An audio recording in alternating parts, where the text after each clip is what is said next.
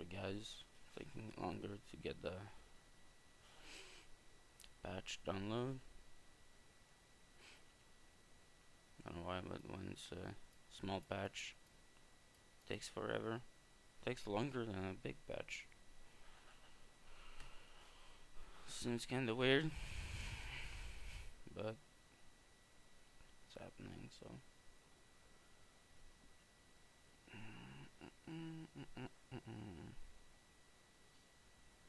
So, still in.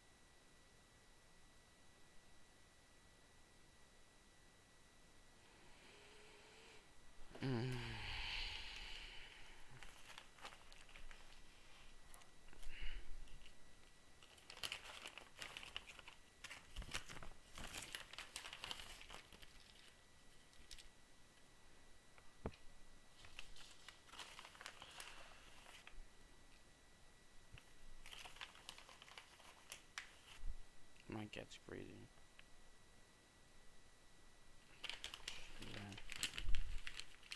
Yeah, just crazy. She's running everywhere, making starts and shit. Teacher!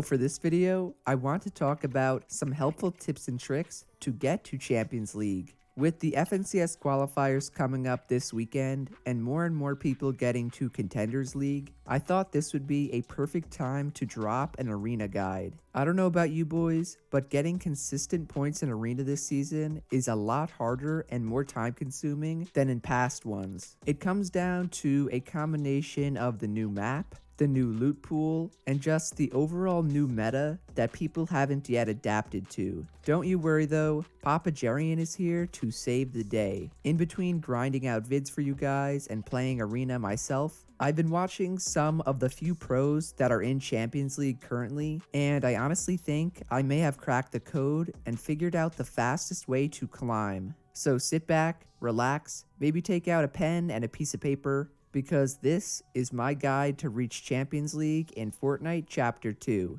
To start, I'm gonna cut all the crap and let you guys know you have to play solos if you want to get to champs fast. By fast, I'm talking a few days to a week. You technically can try and play squads, but it'll take you much more time because of the point or hype system that's in place. In solos, you can get placement points starting at 25 people left alive, the same as it's always been. For squads though, the first placement points begin at top 6. Considering how many solos there usually are during endgames, top 6 in squads is way harder to reach than top 25 in solos. The other big problem is that in squads, you only get 5 points per elimination, while in solos, you get 20. If we do some pretty simple math here and say you're in Contenders League with a 40 or 50 point bus fare, then you're going to be losing points if your squad places anything less than top 6 and does not drop 8 or more kills put together.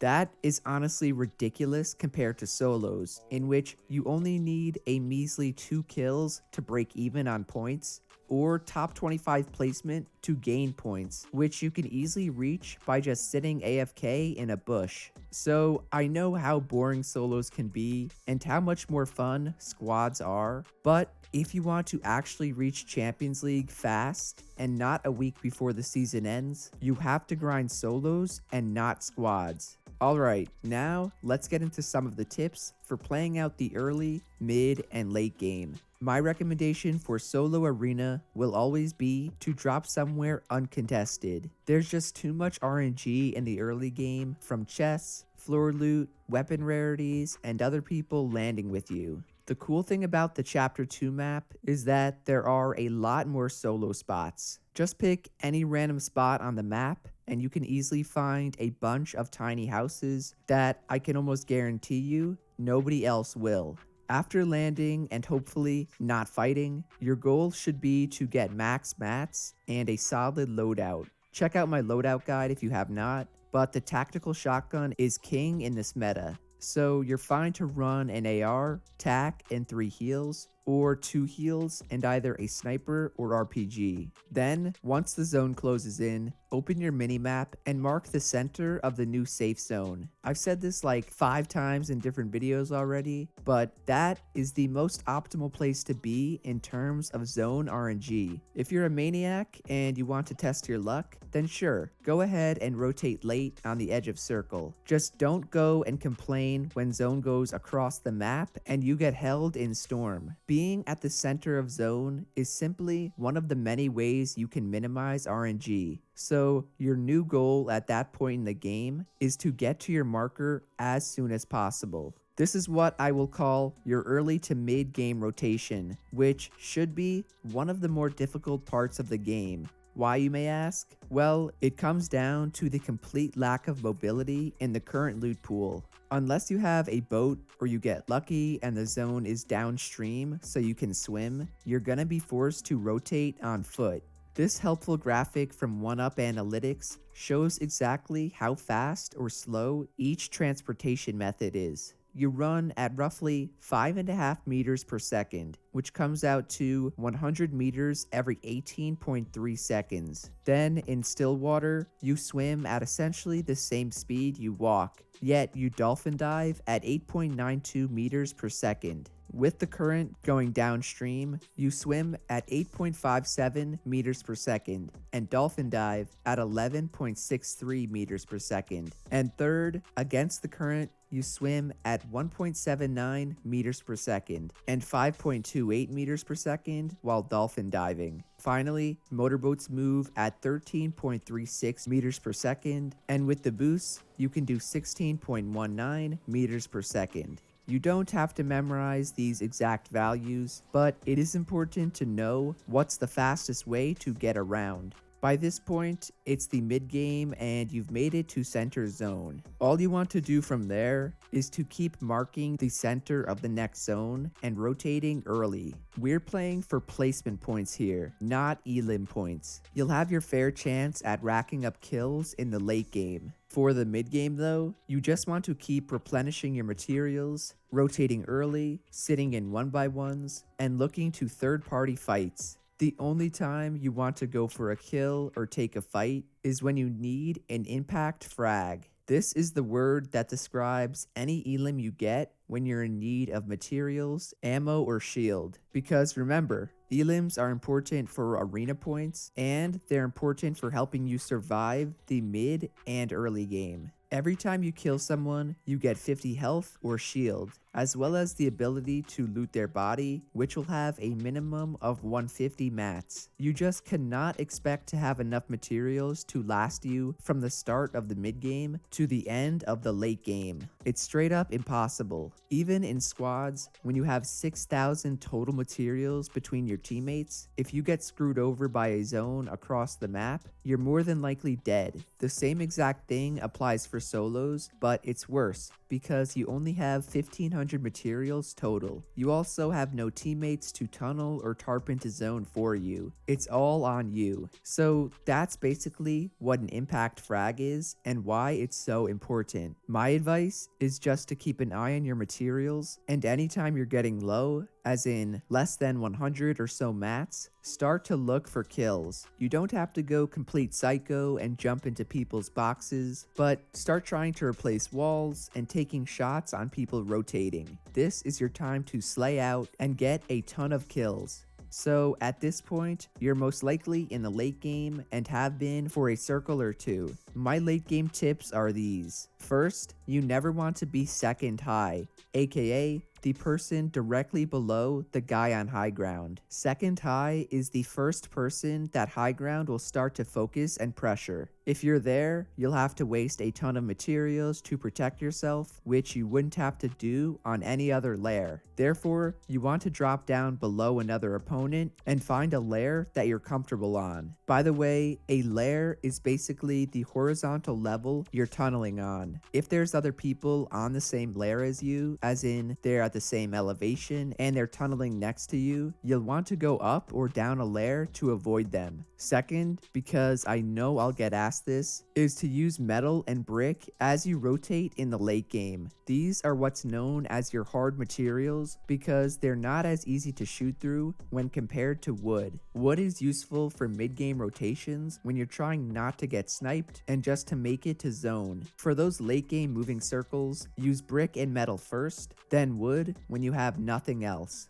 Third and finally, always look for kills during rotations. I see way too many players tunneling into zone and then just sitting there. That's wrong. You should always be looking to pressure your opponent and make them uncomfortable. You know for a fact they would do anything they can to grief you and make you lose. So why would you let them get an easy rotate? On top of that, you never know how low they might be or what loot they might have. One seemingly ordinary kill could actually be the reason you get back mats to rotate and help you to win the game. The thing is, if you're just sitting in your box and only focused on tunneling, you'll miss out on those opportunities. So be aware they exist and always keep your eye out on who and what is around you in the late game. Overall, boys, getting to champs is not as difficult as it seems, but it will take a lot of grinding. As long as you keep your head up and don't get too frustrated over people W-keying you and making stupid plays because you know it's gonna happen, then it's just a matter of time before you reach champion division. So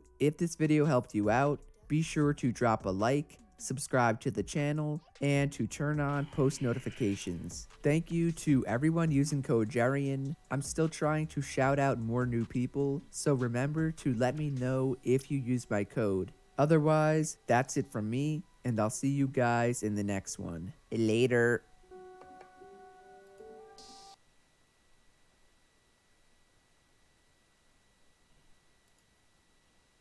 Hey guys. So in this video, I want to talk about the things every pro Fortnite player did to get to the level they're at today. I got this idea from a very similar video by Sunless Khan, who made it for Rocket League, and I instantly knew after watching his video how much it would help you guys out. To this very day, I still get asked how to improve at Fortnite, and while I have showed many different training regimens guide videos, and even how I personally improved, there's still some people not getting better. The problem lies in the fact that a lot of improving has to do with watching and studying better players, which unfortunately is much easier said than done. So I decided to compile what I've learned from the top tier pros into one video, and to share them with you guys here today. The very first thing every pro will tell you to do is to grind in creative. You don't need a fancy map or another person with you. All you need is yourself and a blank world to start free building in. Now, I get that sitting in creative alone can get pretty boring, but it's important you do this over other training methods like 1v1s and edit courses. The reason is because Fortnite's creative mode gives you the ability to experiment with any type of build or edit you want. In real game situations, you're kind of forced to make specific builds and edits depending on the circumstances of each fight. In creative though, you have the freedom to do whatever you want, and most importantly, learn the core fundamentals of both building and editing. These are things like the importance of crosshair placement and understanding how to use the grid system, which you would never really think about if you only played public matches and arena. You ever wonder why players like Booga and Mongrel almost never seem to mess up any of their builds or edits, even after they change sensitivities and their setups, which Mongrel does like 2 times a week? Their mechanics are flawless. Well, the answer is creative mode. Creative mode has helped them become one with the game's mechanics, as in, they always know where exactly their crosshair needs to be, what building pieces to place at what exact time, and how to best make each edit. This is a huge step in becoming a faster, smoother, and more efficient builder. So the reason every pro says they spend hours in creative is because it's so key in the development of your building and editing. Creative mode is the one and only place you can get that variety and where you can use it to your advantage and improve. The second one is mindfulness. This is an attribute that you guys watching are already developing and working on by seeking out different ways to get better, like watching my videos. So you should be proud of that. To kick it to the next level though, you have to be mindful of literally everything. I'm not talking about being aware of your surroundings in game or where the next zone is. That next level of awareness we should all aim to have is the ability to self-critique and to quickly figure out what areas of our games are lacking and what we can do to improve it. The worst thing you can possibly do while playing is not being mindful and instead going straight into autopilot mode. This will hurt not only your in-game performance because you're not actively using your brain, but it will also hurt how much you're improving. High-level mindfulness means when you're dying, you're figuring out why and not blaming RNG or just getting unlucky. And when you're winning, you're figuring out why as well. What correct decisions did you make, and why did they help you secure the dub? Top tier pros are always looking back and VOD reviewing their gameplay for this exact reason. They often use a word called win condition to describe what exactly they needed to do that game to win. If they could not fulfill it, they lost, but they understood why. And if they did fulfill it, then they won the game. Every top performing pro has this level of mindfulness that we can all learn from and add to our toolbox of skills. Number 3 is training, which is where every single practice routine, course, or map from creative comes in. These are doing aim training courses to train your aim, edit courses to train your edit speed and accuracy, zone wars to train your rotations and how to play the late game, arena to train W keying and pushing kids, box fights to train your close quarter combat, 1v1s to train your building, and everything else you could possibly think of. These training drills work hand in hand in creative because you literally have to be in it to play them, and it lets you apply those core fundamentals we discussed earlier into more focused workouts. So do not get training confused with the creative free building and editing I talked about before. Training can include that, But the training part is more in the sense of nailing down specific building techniques and tricks. Phase Mongrel is probably the best example you can get when it comes to training. He is always in creative, doing the same retakes or triple edits over and over again. If he's not doing that, then he's using my old shotgun course or an edit course to perfect his edits. He'll even sit and practice doing the Mongrel Classic until he can't physically do it any faster. The reason for this is you just can't replace the beautiful nature of a repetitive building combination or editing sequence. It will always be beneficial for you to learn one specific retake you're comfortable with doing, so when the time comes in game to use it, there's no hesitation on your part. So again, creative is important in two ways. The first is just freely building and editing to understand the game's mechanics. This doesn't require doing any courses or specific drills. It's all about learning the ins and outs of building and editing. Then there's the training aspect that includes all the practice maps and different ways to hone in on your skills. Both are equally important at helping you improve and get better at the game.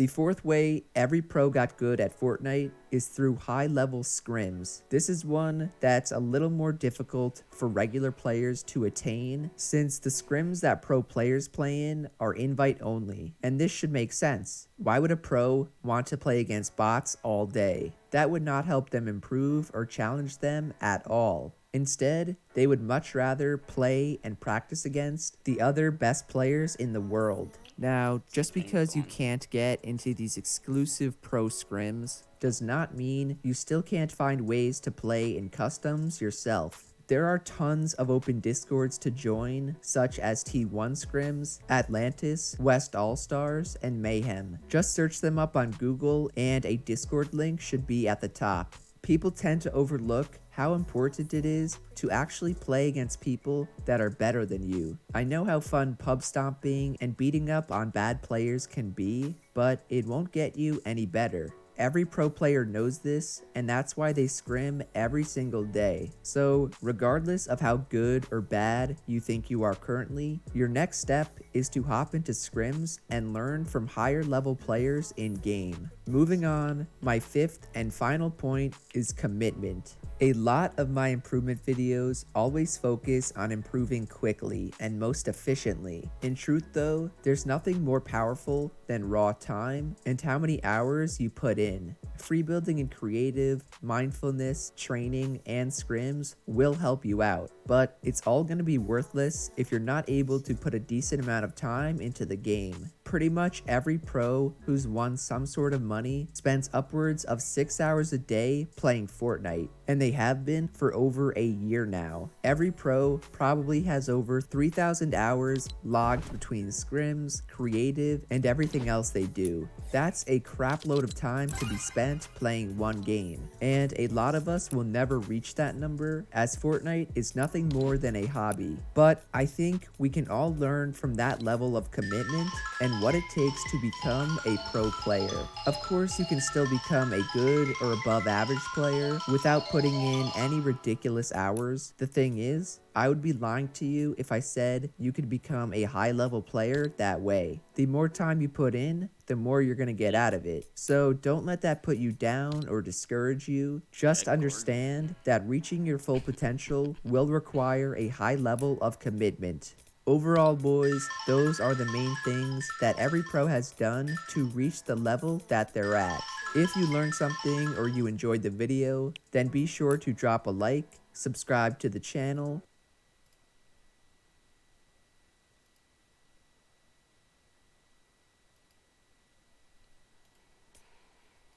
Ew. That's ugly. He is thick. Oh, that's nice. That's a nice pickaxe. Actually, might get it.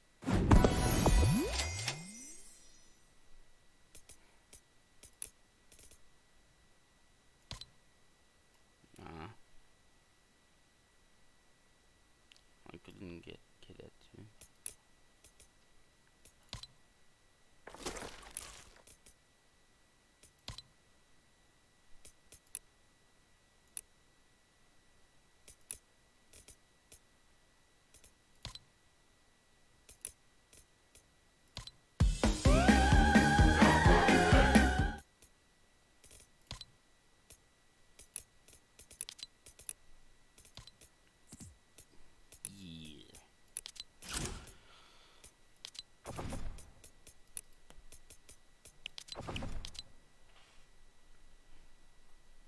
It's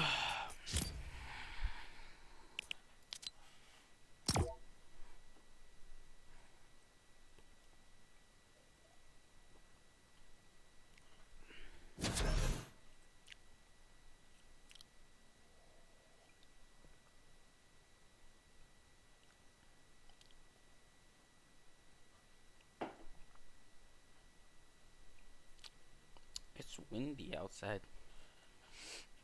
Really windy.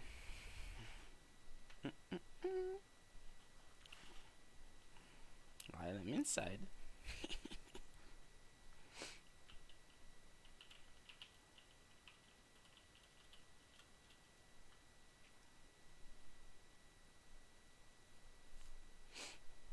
But that.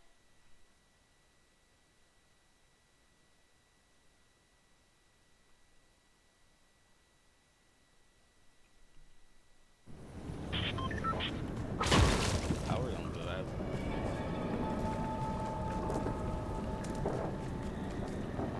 On my ear.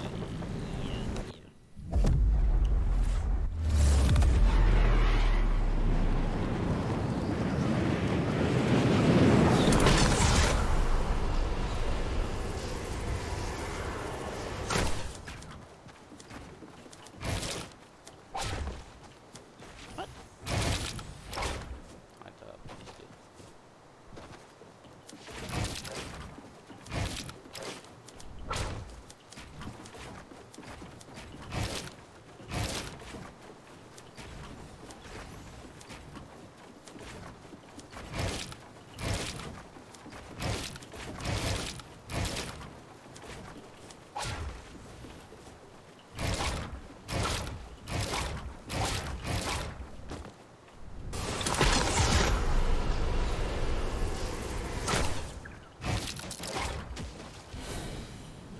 As you can see, I'm not the best builder. Far from being the worst though, but bring myself money. Or not.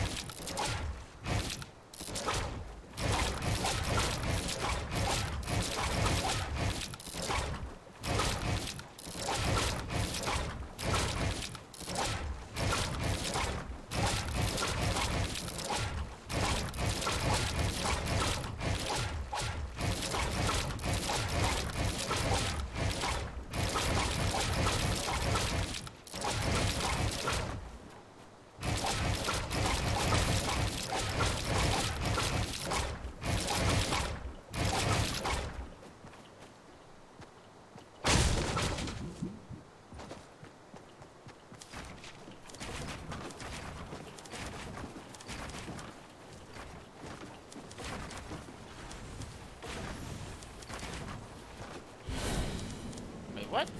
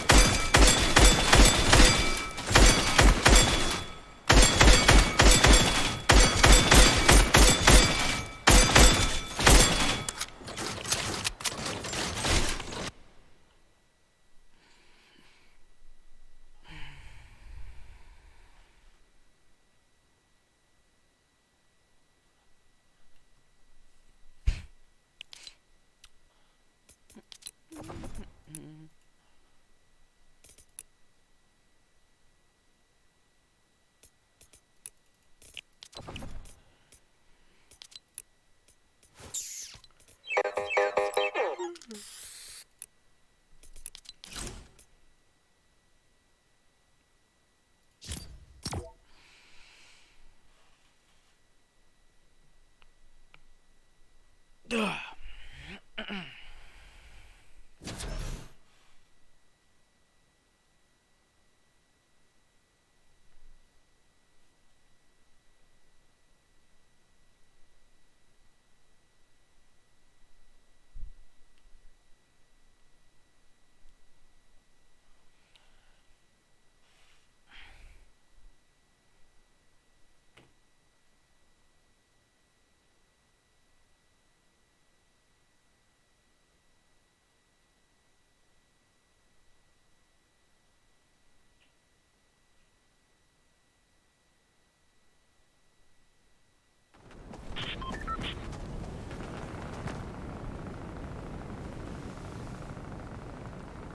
game just froze.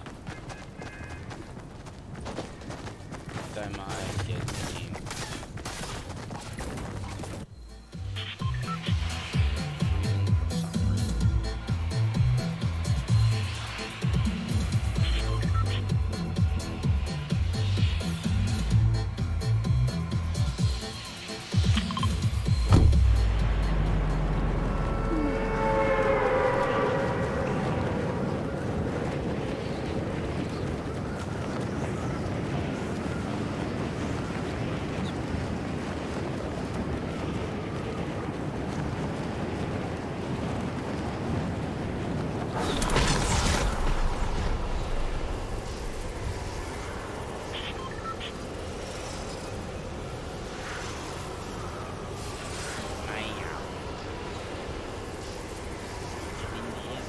some reason.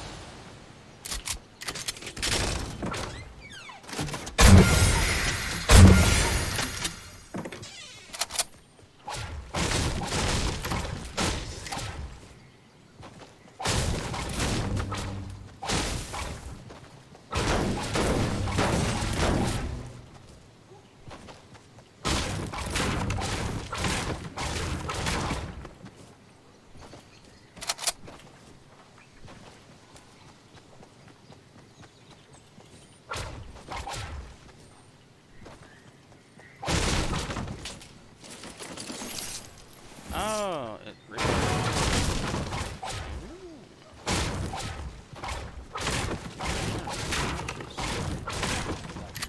Kinda good. Thanks.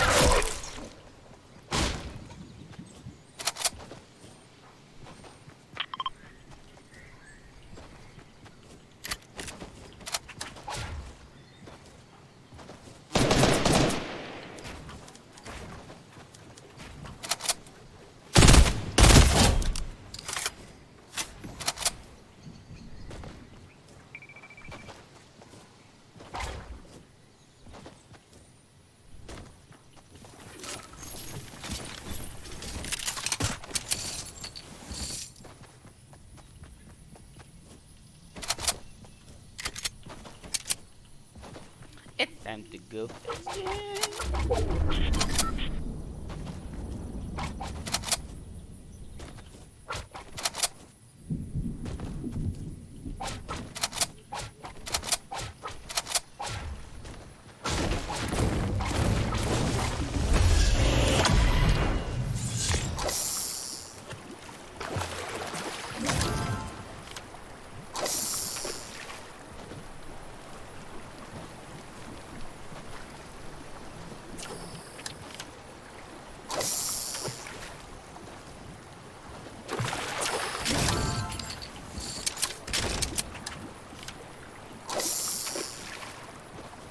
I got myself a sniper.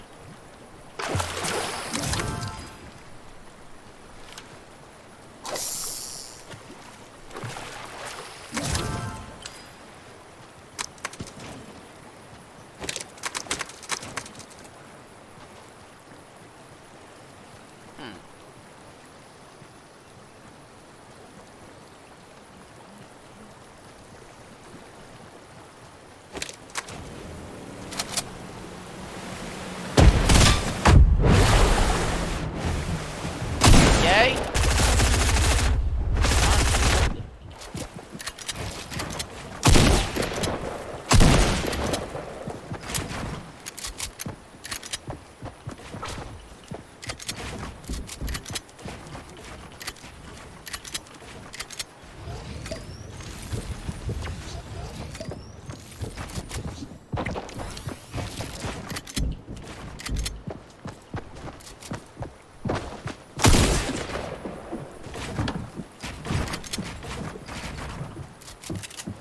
Yeah! Rank, boy!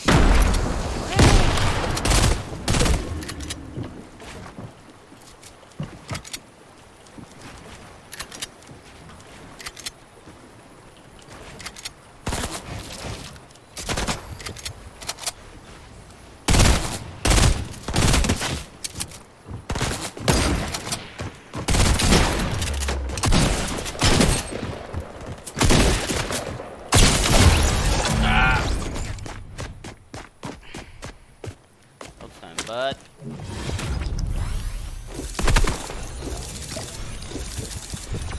might be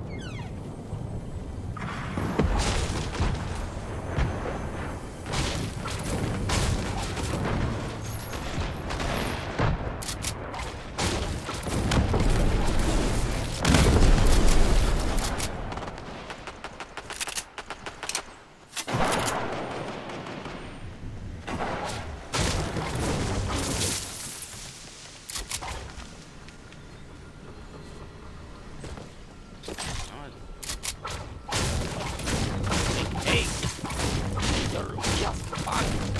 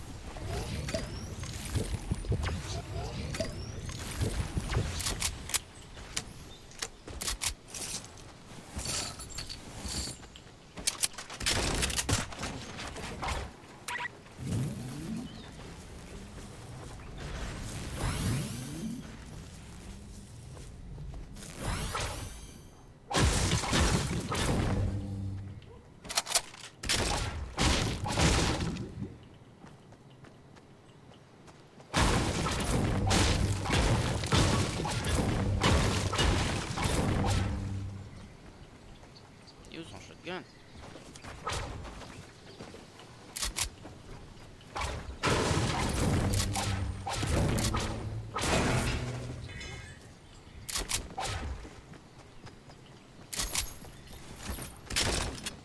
Il y avait un légendaire en plus.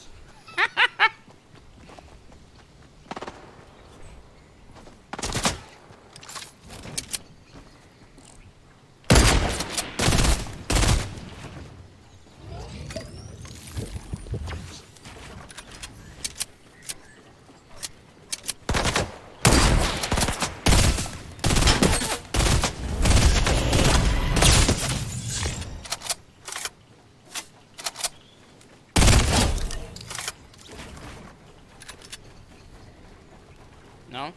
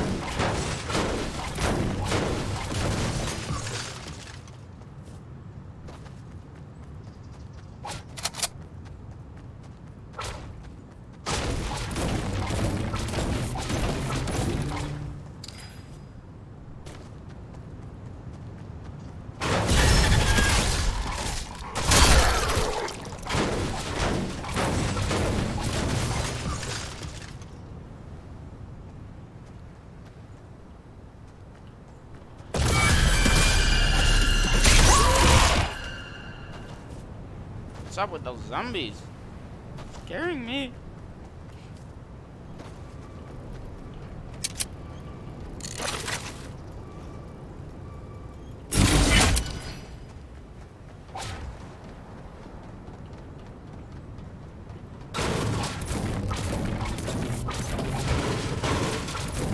Yeah.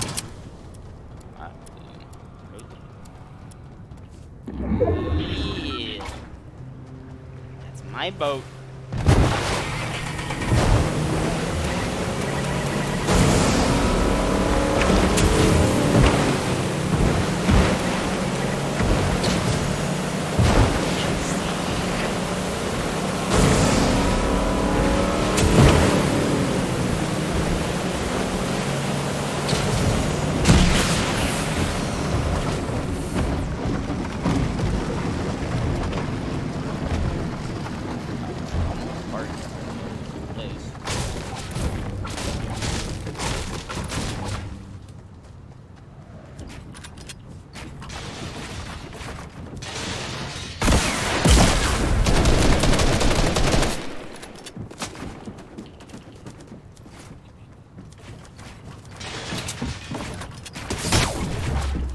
Oh, come on! Ammo back?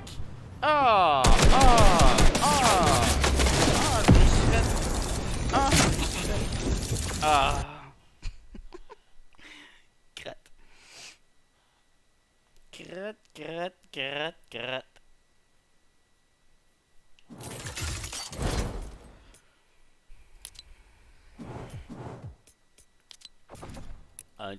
Submarine?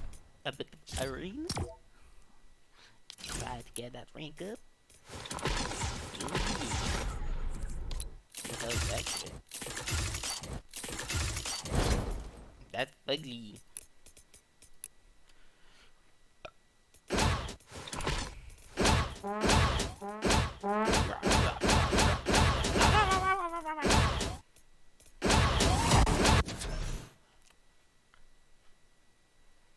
Oh, so cute.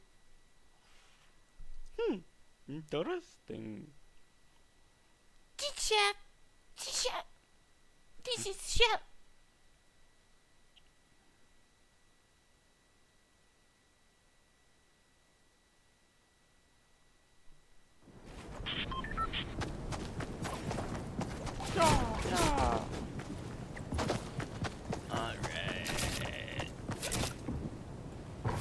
place on contest.